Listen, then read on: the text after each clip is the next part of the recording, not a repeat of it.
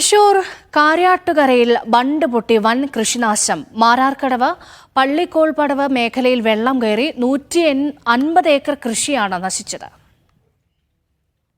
ഇന്ന് പുലർച്ചെ ഒരു 2:30 ഈ ബണ്ട് തകർന്നത്. അപ്പോൾ അത് അറിഞ്ഞപ്പോൾ തന്നെ ഈ പരിസരവാസികളെ അറിയിക്കുകയും ബന്ധപ്പെട്ട കോൾപടവിൻ്റെ കമ്മിറ്റിക്കാരെയൊക്കെ അറിയിക്കുകയുണ്ടായി. 60 ഏക്കറിൽപ്പെട്ട ഈ കൃഷിയിടവും അതുപോലെ തന്നെ ഒരു 60 ഏക്കറിൽപ്പെട്ട എൽത്തുരുത്ത് കോൾപടവും അങ്ങനെ ഒരു 150 പരം ഏക്കറിൽപ്പെട്ട ഭൂമിയാണ് ഇപ്പോൾ ഞങ്ങൾക്ക് നാശത്തിലേക്ക് എത്തിയിരിക്കുന്നത്.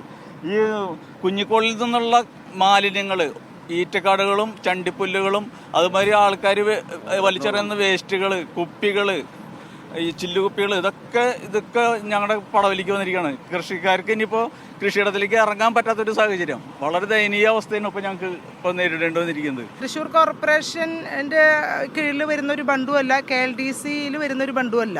അപ്പോൾ അതുകൊണ്ട് ആ ഒരു തർക്കം നിലവിൽ ഉള്ളത് കൊണ്ട് ആരാണ് ഇപ്പോൾ ഇതിന് മുൻകൈ എടുക്കുക എന്നുള്ള ഒരു തർക്കം കാലങ്ങളായിട്ടുണ്ട്. പക്ഷേ എന്നിരുന്നാലും ഞങ്ങൾ എപ്പോഴും കൃഷിഭവൻ മുഖേനയും കോർപ്പറേഷൻ മുഖേനയും KLDC മുഖേനയും ഒക്കെ ഈ ബണ്ട് ബലപ്പെടുത്തേണ്ട അനിവാര്യതയെക്കുറിച്ച് പറയാറുണ്ട്. കാരണം ഇത് കൃഷിക്കാർക്ക് വളരെ ദോഷം ചെയ്യുന്നു. അതായത് ഇപ്പോൾ ഒരു പടവിനെ മാത്രമല്ല ഇത് ദോഷകരമായി ഭവിച്ചിരിക്കുന്നത്.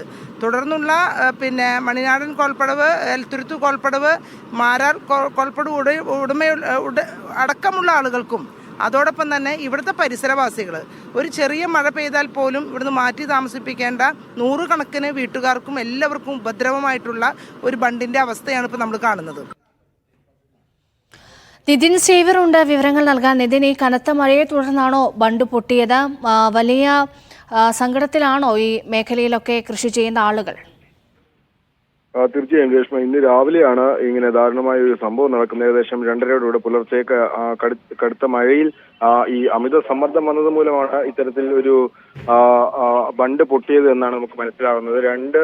ബണ്ട് പൊട്ടി 150 ഏക്കർ കൃഷിയാണ് നശിച്ചിരിക്കുന്നത്. തൃശൂർ കാര്യാട്ടുകരയിൽ ബണ്ട് പൊട്ടി മാരാർക്കടവ് പള്ളിക്കോൾക്കടവ് മേഖലയിലാണ് കൃഷി വലിയ നഷ്ടത്തിലായിരിക്കുന്നത്. ഇവിടെ 3 കോൾപടവാണ് പ്രധാനമായും ഉണ്ടായിരുന്നത്. അതിലൊന്ന് വിളവിനോടടുത്ത നെൽകൃഷി ഉണ്ടായിരുന്ന കോൾപടവാണ്. ഒരെണ്ണം 2 മാസം മുൻപ് വിത്ത് വിതച്ച കോൾപടവാണ്. പിന്നൊന്ന് തരിശായി കിടക്കുന്ന ഒരു കോൾപടവാണ്. ഈ 3 കോൾപടവും ഇപ്പോൾ ആകെ വെള്ളത്തിൽ മുങ്ങിക്കിടക്കുകയാണ്. ഒപ്പം തന്നെ ഈ വേസ്റ്റ് വെള്ളം ഇങ്ങോട്ട് വന്നു, ഒപ്പം തന്നെ വേസ്റ്റും കുപ്പിച്ചില്ലും അടക്കമുള്ളവ ഇങ്ങോട്ട് വന്നും ആളുകൾക്കും വലിയ ബുദ്ധിമുട്ടുണ്ടായിട്ടുണ്ട്. ഇതിപ്പോൾ ഈ തർക്കത്തിൽ നിൽക്കുന്ന കോൾപടവ് ആരുടെ ഉത്തരവാദിത്തമാണെന്ന് അടക്കമുള്ള തർക്കത്തിൽ നിൽക്കുന്നതിനാൽ തന്നെ ഇതിന് കൃത്യമായ ഒരു നഷ്ടപരിഹാരം ആരിൽ നിന്നും ലഭിക്കുമെന്നതിൽ കൃഷിക്കാർക്ക് ഉത്തരമില്ല. ഏതായാലും വലിയ നാശനഷ്ടമാണ്, കൃഷി നഷ്ടമാണ് ഇന്ന് രാവിലെ ഈ ബണ്ട് പൊട്ടിയത് മൂലം തൃശ്ശൂർ ഉണ്ടായിരിക്കുന്നത്. രേഷ്മ.